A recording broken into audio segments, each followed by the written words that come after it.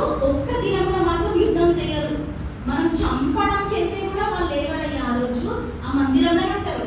ఏ మాత్రం వాళ్ళు మనకు దొరికినట్టే ఆ మందిరంలోనే దొరుకుతారు.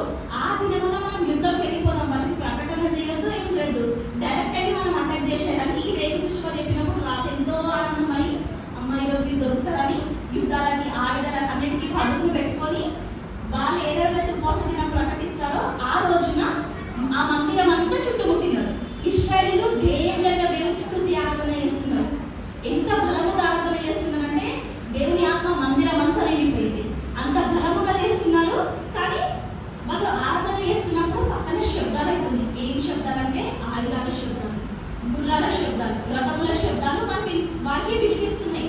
అయినా కూడా ఇశ్రాయేలు కట్టడా ఆ రోజు ఏ రాజు వచ్చి యుద్ధం చేయడానికి వచ్చినా మీరు కదలొద్దు, మీరు ఖచ్చితంగా ఆ రోజున సన్నిధిలో ఉండాలన్నది ఇశ్రాయేలు కట్టడా. వీళ్ళు కట్టడాలు మీరలేరు కదా, యుద్ధం వచ్చినా వాళ్ళు చచ్చిపోలేదంటే ఆ రోజు యుద్ధం చేయొద్దు. ఆ రోజు ఆ దినము వాళ్ళు దేవునికే ప్రతిష్ఠించుకున్న దినంగా ఉన్నారు.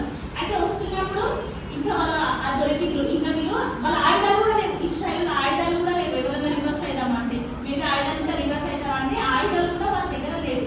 అయితే వెళ్తున్నప్పుడు ఏమైందంటే మందిరం అంతా చుట్టుముట్టుకున్నారు. మందిరం అంతా చుట్టుముట్టుకున్న తర్వాత వీళ్ళు ఇంకా ఇంకా డబల్గా స్తుతి ఆరాధన చేయడం, ఇంకా రెండంతల ఆత్మతోటి వీళ్ళు దేవుని అయ్యా మా శక్తి, అయ్యా మా కనికర స్వరూపుడు, అయ్యా నువ్వే మాకు దిక్కయ్యా మీరు మొరపెడుతున్నప్పుడు అయితే రాజు అనుకుంటున్నాడు ఆయుధాలు లేదు కదా, ఈరోజు నేను నాకు చిక్కినాను.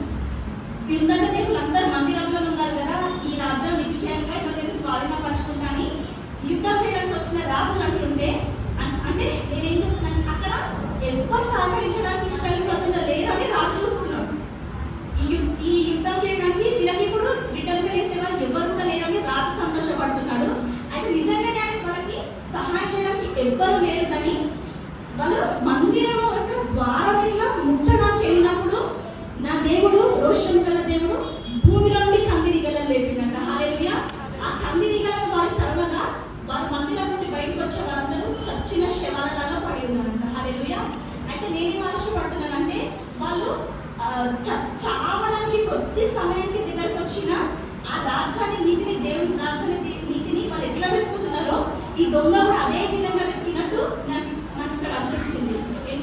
ఎందుకంటే ఆ చివరి క్షణాలు కూడా దొంగ అక్షరం అడగకపోతే మేబీ ఆయనకి ఈరోజు పరదేశంలో ఉండే అవకాశం లేదొచ్చు కదా.